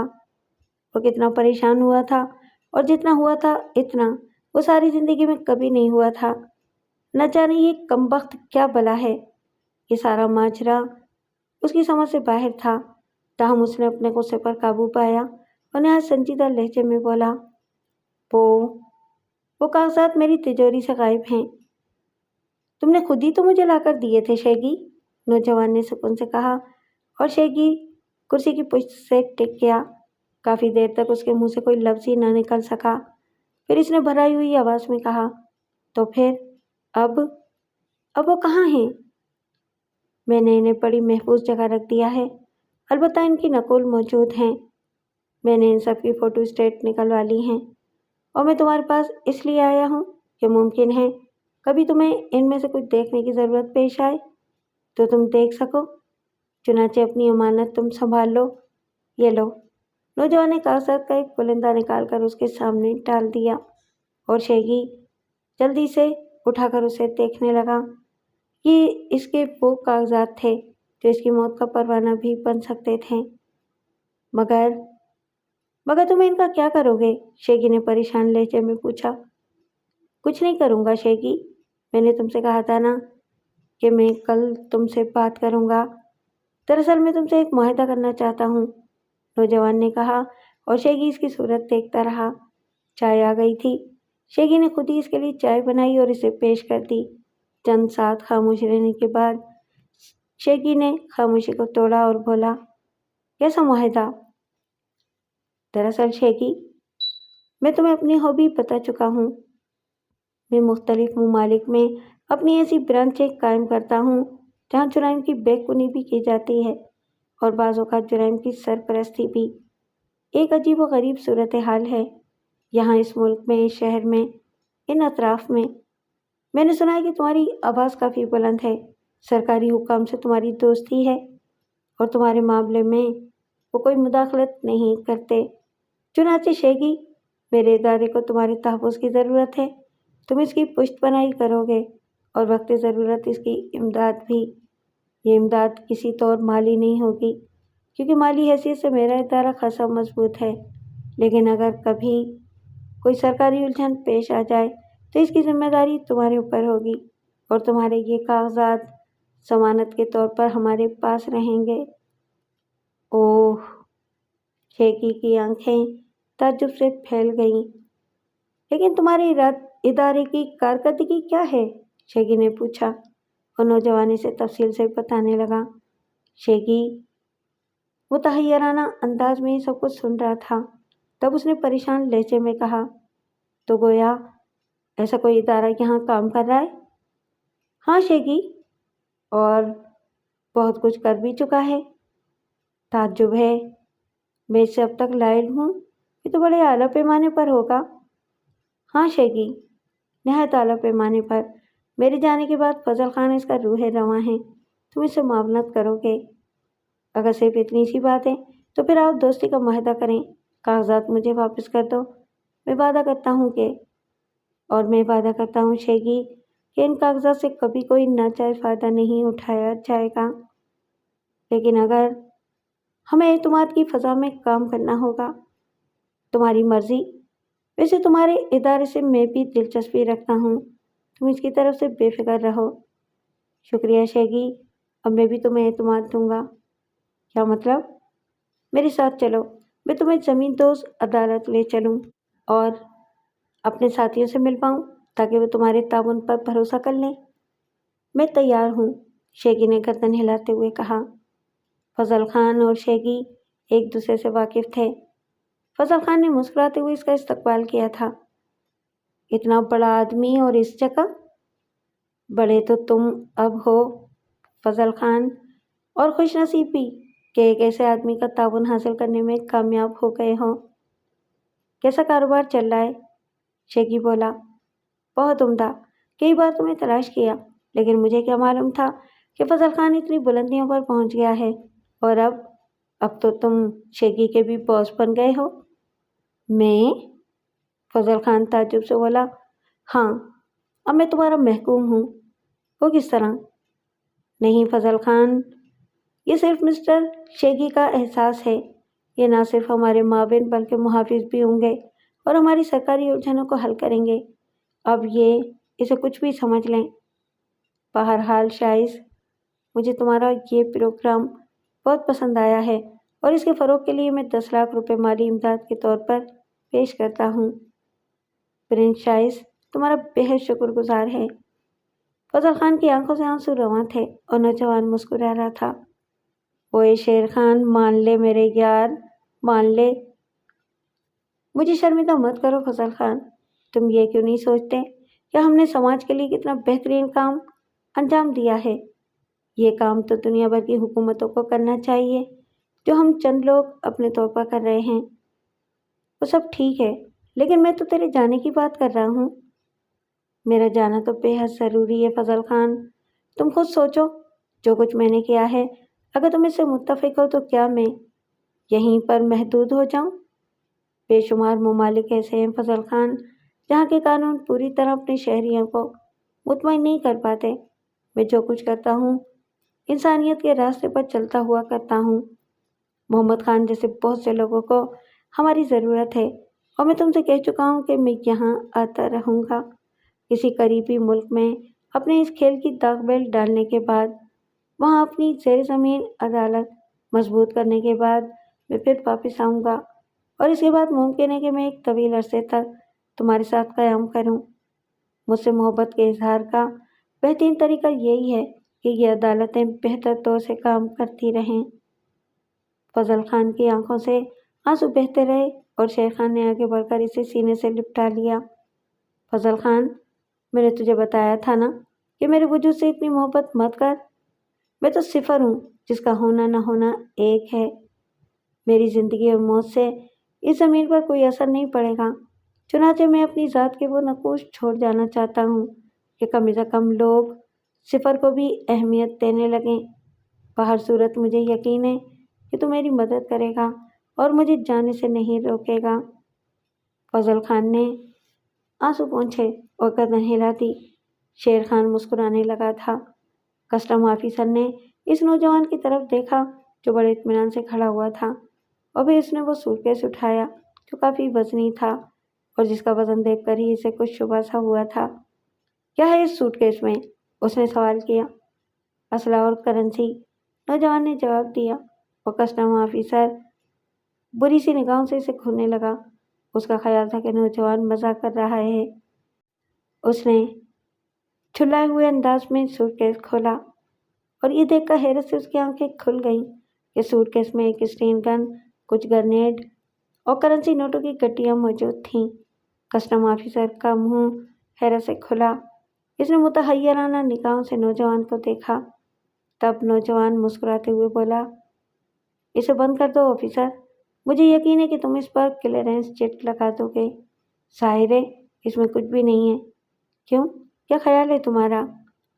کسٹم آفیسر نے چند ساتھ اس کی طرف دیکھا اور پھر جلدی سے سوٹ کیس بند کر دیا۔ ہاں، اس میں تو کچھ بھی نہیں ہے، وہ نرم لہجے میں بولا، ابھی اس نے سوٹ کیس بند کر کے اس پر کلیئرنس چٹ لگا دی۔ شکریہ آفیسر۔ نوجوان نے اپنا سوٹ کیس اٹھایا اور ایئرپورٹ کی عمارت کی جانب چل پڑا۔ تھوڑی دیر کے بعد وہ ایک ٹیکسی تلاش کر رہا تھا، کسی نئے ملک میں کسی نئے ہنگامے کا اظہار کرنے کے لیے۔